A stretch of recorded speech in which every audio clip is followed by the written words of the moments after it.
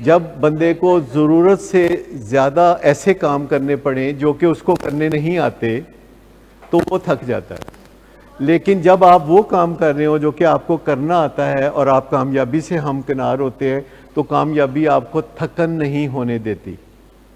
تو جب ہم آپ کو کہتے ہیں کہ آپ سیکھ لیں، یہ سکل سیکھ لیں، کیونکہ آپ کے اندر ول جو ہے وہ 110% ہے، ول 110% ہے کہ ہم اپنے بچوں کو سنبھال لیں، اپنے بچوں کو سمیٹ لیں، یہ ول 110% ہے۔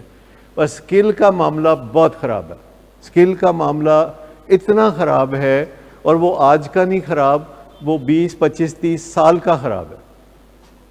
جب آپ اپنے بچوں سے لاڈیاں کر رہے تھے نا، جب وہ 2 سال کے تھے، 3 سال کے تھے، 4 سال کے تھے، اور آپ ان کی اہمی باتوں کی تعریف کیے جاتے تھے، کبھی آپ نے گھروں میں رواج دیکھا ہے 2 سال کے بچے نے کوئی لفظ بول دیا ہے رولا پہ جاندہ ہے گھر؟ ہم بھی تو اسی معاشرے میں رہتے ہیں نا۔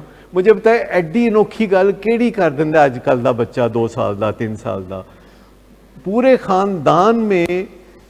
آج کل تو خیر واٹس ایپ کا زمانہ ہے، فٹافٹ اس کی ویڈیو بنا کے جس میں وہ توتلی زبان میں کچھ نہ کچھ بات کر رہا ہوتا ہے تو سارے خاندان میں سرکولیٹ کی جاتی ہے، اور ہر کوئی داد و تحسین کے ڈونگرے برساتا ہے کہ آپ کا بچہ تو آئنسٹائن نکل آیا ہے، یہ تو گلیلیو ہے بہت بڑا۔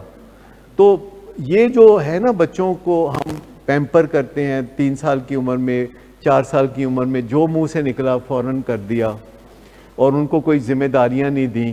اللہ نے ہمیں دیا ہوا ہے تو بچوں کو عیش کیوں نہ کرائیں؟ یہ فکرہ سنتے ہیں کبھی آپ؟ اللہ نے ہمیں دیا ہوا ہے تو بچوں کو عیش کیوں نہ کرائیں؟ بھئی عیش ضرور کرائیں، بچوں کو خراب تو مت کریں۔